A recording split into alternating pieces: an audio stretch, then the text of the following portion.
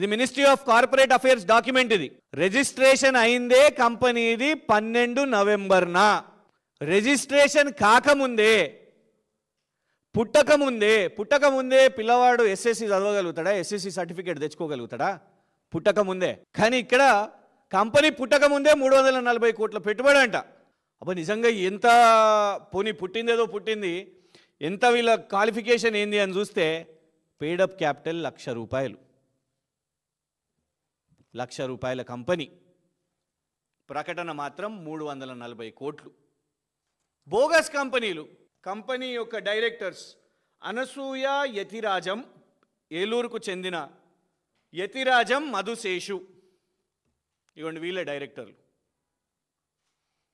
340 కోట్లు పెట్టుబడి పెట్టే ఏలూరుకు చెందిన యతిరాజం మధుశేషు గారు, అనసూయ యతిరాజం గారు మనకిన్ బయోకి సంబంధించిన డైరెక్టర్స్.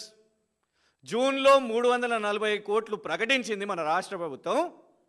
కానీ కంపెనీ పుట్టింది 12 నవంబర్ 2025న. అంటే కేవలం కరెక్ట్గా ఇవాళటి నుంచి చూసుకుంటే వెనక్కి పోతే వారం రోజుల ముందు.